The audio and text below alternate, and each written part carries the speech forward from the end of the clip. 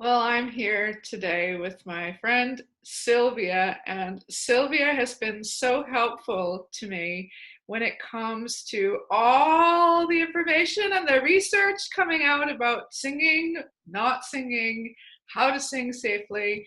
I feel like I read some of those documents and studies, and I feel like I need to go lie down. I usually then message Sylvia, and I'll introduce Sylvia for those of you that don't know Sylvia. We did an interview with her a couple of weeks ago. This is Sylvia Burnside, vocal coach, and also turning out to be some sort of singing consultant for, for us in Ireland. I'm constantly messaging Sylvia going, what do you make of this? And so Sylvia, you've just been digging into a lot of this research and study, and I really appreciate it because it's overwhelming for most of us to try and even understand what the research is even telling us.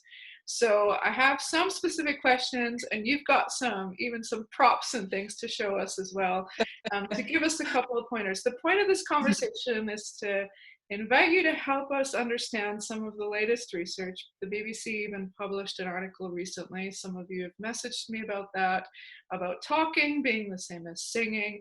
Does this mean that we can now safely sing in our congregations, in our churches, together when we open up? What does this mean?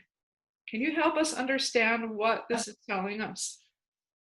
Actually, Harmony, I wrote the headline down, and the headline was "Singing No More Risky Than Speaking." And look, if you take the headline just as singing and speaking, it's not wrong. They're not saying something that's incorrect, because they're speaking about volume.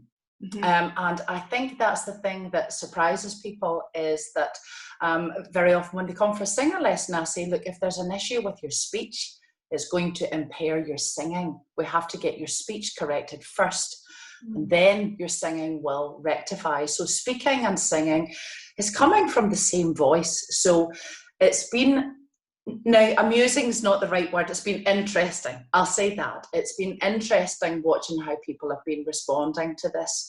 But the other thing I just want to show you is, whereas people have taken a headline and really thought, da, da, da, da, da. Yeah.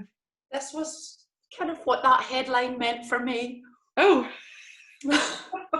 And you can see a lot there. And actually, Harmony, what I was doing with that was, when I saw the headline, before I really read the article, because I saw it before you shared it with me, I wanted to see how much I had taken in, you know, how much I knew from the research that I'd been learning. And I wrote it all out, what I thought they possibly were driving at. And it was interesting because that's exactly what they were talking about. So do you want me to share some of the points? Yes, please. Yeah. Help us really think this through, because some of us are opening up soon, and we need to, and we want to understand. We want to be safe, but we don't want to be ridiculous either if we don't need safety precautions. No. So ultimately, this is about helping us then figure out what we can do. Well, the thing is, singing and speaking is our form of communication. So it stands to sense that we're going to feel a bit miffed if that feels restricted.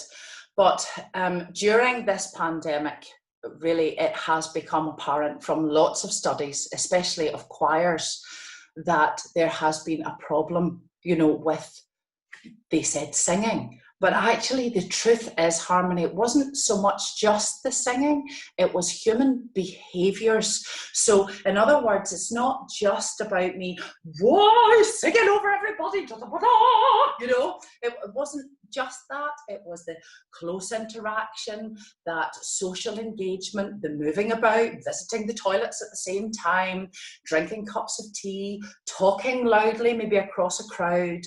And these are behaviours that are a part of us. So the first thing we have to take into consideration is my own self-management, my own self-perception within a social context. Even setting aside the speaking and the singing, how am I likely to behave? Am I naturally out there, or am I more introvert? And it's sad to say, but the introverts just might come out better, you know. But finally rule the world. well, the thing is, I'm actually a wee bit more introverted, but I can be quite loud when I want to be. So things that you have to start to ask yourself is, am I well? Do I have something about my speech or about my hearing or just anything that I'm aware of that would make me project maybe a bit more than the person beside me? Is my temperament just naturally more boisterous? Because if it is, whether I like it or whether I don't, I'm going to be really projecting. And actually, to come back to my self-harmony, just to make the point, I realise that when I'm teaching, I'm all in. So one of my ways for mitigating that problem is I'm going to wear a little headset with a microphone on it. There's going to be a Bluetooth speaker in the booth beside the singer, and I'm going to be piping it right down so that I'm not spreading everything into the room. So, you know, even I'm having to think that way as well. Other things are, am I likely to break the rules? None of us want to admit that we daily break the social distancing rules. And it's not that we're setting out to break them, it's just we're human beings. And we want to interact. And I don't know, I've lost kind of the number of times that I've walked up to someone and I had to go, oh, that's right. You know, so there's that. So then we have the question of this other thing that's popping up loads at the moment, which is viral load. And by that, they mean how much of this is in the air. You know, is everyone singing at the same time? Because actually, if they are, then there's a potential for more viral load. All right, so that means there's more breath in the air. And whereas if you have just a couple of singers on maybe a stage or whatever, there's not the same dangers. Now, to say that there's no risk would be really wrong. But the dangers are minimised, they're kept to a minimum. Other considerations that I've actually written down here is like ventilation. You know, do you have ventilation systems that blow into the room, or do they suck the air out? Are they efficient? Do they have the HEPA filters? I mean, really, the guidelines are, as you rightly say, they're mind-boggling. They really are. The size of the room. Another really interesting thing is, do you have vulnerable members? And really, we have to protect them. It's very, very important that people with any sort of vulnerability, and vulnerability is such a huge word, it can apply to a very broad field. And when you start to look at that, you realise, oh, actually, yeah, you know, there's quite a few. So we've got to care, we've got to have that caring capacity. And then also the duration or the time in the venue. So how long are we in this environment? But to come back to the viral load, they have found, Harmony, this is emerging now currently, is that if people just get a small amount, they've a better chance of fighting the virus reasonably well. But it's people who have been absolutely bombarded who have come off very poorly. And that's why the choir studies were of enormous interest, like a lot of interest. This is actually the last wee thing, is really to do with health and safety. So, and to do with the guidelines. Now, the guidelines, they're beautifully and meticulously written. And when you can read through that and say, yep, I've done the survey, I know who's there, I know my ventilation system, I know how I'm going to be there, I know who's singing, who's not singing. Once you can say all of those things with a firm yes, then absolutely you want to start to move forward in singing.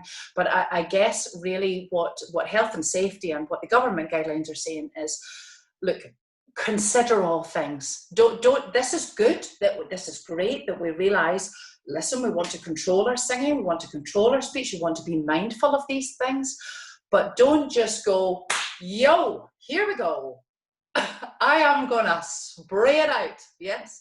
So, and actually, COVID loves you to spray it. It doesn't like you to say it likes you to spray it. So. So, okay. So it sounds like you're saying that for us to just fling open the doors and begin singing together in our churches, even let's say we have a smaller number than what we would usually have, even socially distanced, it's probably still not a great idea based on what you're saying in terms of viral load for us to start to sing together. Is that what you're saying? What I'm saying is that given these considerations, we have to consider it. I think the problem for everybody, Harmony, is that these researches and findings are emerging. That means they haven't been peer reviewed, they haven't been written and documented, and they haven't been published in a scientific journal. So that means that we cannot at this point say hard and fast, this is it. We now know. So because things are emerging, it means that we have to exercise caution. So it doesn't mean that you can't make progress forward. It just means that, as you rightly say, it would be foolish to just throw open the floodgates and say, right, that's it, we're just going to go for this. And actually there's scope for way more artistry and creativity to just embrace the journey. I mean, I'm saying that really understanding genuinely how it feels, working in this field myself and the frustrations that I felt. But what I'm learning as a result, Harmony, is incredible. And I'm learning to embrace it. I really am. You have done an incredible job of embracing it and helping some of the rest of us understand what we're embracing, and B, come along on the journey and not feel like we just are confused and flitting backwards and forwards between whatever's the latest publication. Some practical tips. You've got some props that you can show us. There's some practical things that we can do in this process of mitigating risk and being cautious.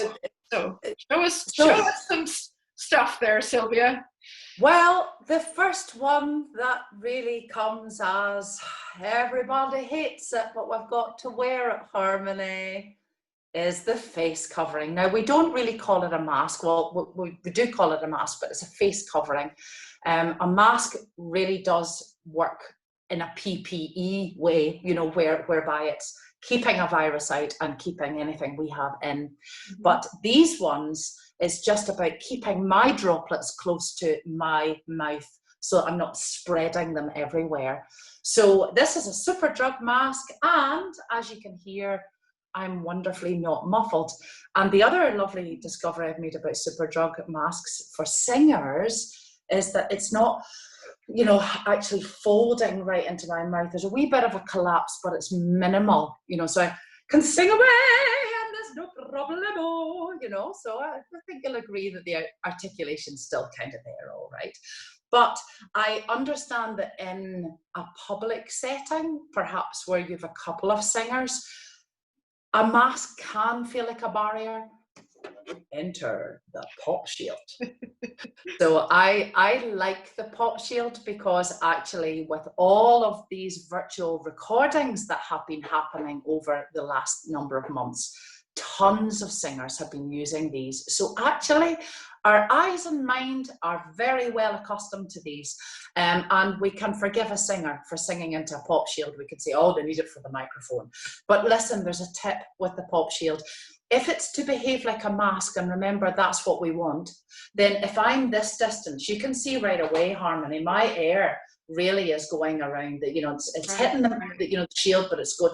I have to be close, so you want the pop shield at the mic, and then you want to get as close to the pop shield as you possibly can. The minute you start doing this, you're wasting your time. You'd be better with a mask on when you're singing, be safer.